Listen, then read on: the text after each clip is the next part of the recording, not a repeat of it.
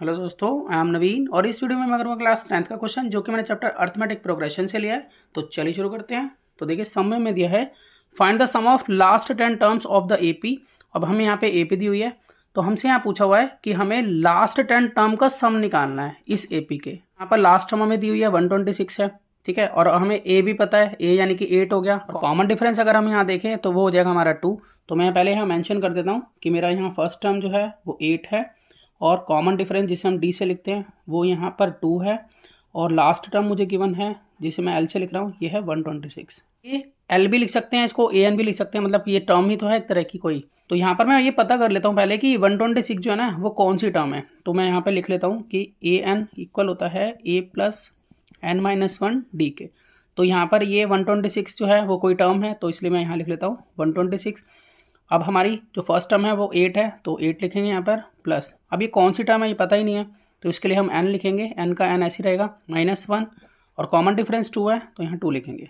इसको जब हम सॉल्व करेंगे तो हमें ये पता चल जाएगा कि 126 कौन सी टर्म है। तो यहाँ इसको सॉल्व कर लेते हैं।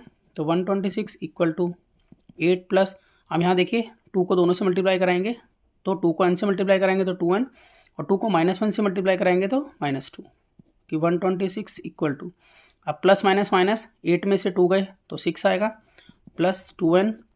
अब 6 को हम लेफ़्ट में शिफ्ट कर लेते हैं। तो जब मैं इसको लेफ़्ट में शिफ्ट करूँगा तो 126 माइनस 6 इक्वल टू 2n। तो यहाँ पर आ गया 120 इक्वल टू 2n। 120 अपॉन में 2 करेंगे n की वैल्यू निकालने के लिए और इसको हम कट कर लेते हैं तो आ जाता है 60। तो इट मीन्स ये 60th टर्म है। देखिए अब हमें ये तो पता चल गया कि जो 126 है वो हमारी 60वीं टर्म है और हमें निकालना है लास्ट 10 टर्म का सम। इट मीन्स उसमें जो टर्म्स आएंगी उसमें आएगी हमारी जैसे कि 51 वाली टर्म, 52, इस तरह से ये 60 टर्म तक जाएगा। अब मैं यहाँ पर 51 टर्म और 52 टर्म ये दोनों पता कर लेता हूँ। तो मैं यहाँ लिख लूँगा कि ए एन का फॉर्मूला है ए प्लस एन माइनस 1 डी।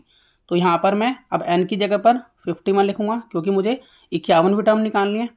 तो ए मेरा 8 था प्लस n हमें मालूम है ये है 51 माइनस 1 और कॉमन डिफरेंस 2 था।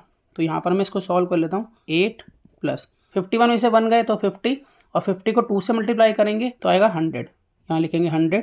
तो इट मीन्स 51वीं टर्म जो है वो हो गई 108। इसी तरह से मैं 52वीं टर्म निकाल लेता हूँ। तो मैं लिख लेता हूँ कि a 52 इक्वल होगा पहले a यानी कि 8 प्लस, अब ये हम निकाल रहे हैं 52वीं टर्म तो लिखेंगे 52 माइनस 1 और यहाँ पर कॉमन डिफरेंस 2 था तो 8 प्लस, अब इसमें से लेस करेंगे तो 51 आएगा और 51 को 2 से मल्टीप्लाई करेंगे तो 102 आएगा। तो यहाँ 102, इस तरह से ये आ जाती है हमारे पास 110। तो अब देखिए यहाँ पर जो मैंने लिखा था वो इस तरह से हो जाएगा।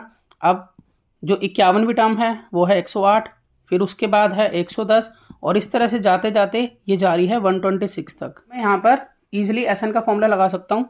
तो देखिए इसमें ए हमारी अब हो जाएगी 108, ठीक है, कॉमन डिफरेंस तो वही रहेगा जो कि 2 का है। अब हम यहाँ पर एस एन का फॉर्मूला लगा सकते हैं। एस एन का फॉर्मूला में लिखेंगे n/2 ब्रैकेट में a प्लस एल, ये वाला फॉर्मूला लगा लेंगे। हम लिख सकते हैं अब S10। अब n जो है उसकी जगह पर हम 10 लिखेंगे क्योंकि 10 टर्म का सम निकाल रहे हैं। तो 10/2 और a यहाँ पर ये वाला यूज़ करेंगे। अब तो 108 प्लस l हमारा 126 है। तो यहाँ पर इसको कट कर लेते हैं। 2 1 जा 2, 2 5 जा 10।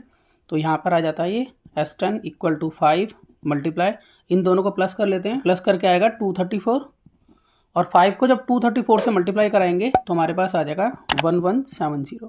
तो इस तरह से हम कह सकते हैं कि लास्ट 10 टर्म का जो सम है वो 1170 है। तो मैं आशा करता हूँ आपको सम समझ में आया होगा। इसी तरह के बहुत से सम्स क्लास 10th के लिए पहले से अपलोड हैं, आप उन्हें देख सकते हैं। तो मिलते हैं नेक्स्ट वीडियो में और नए सम के साथ, तब तक के लिए गुड बाय।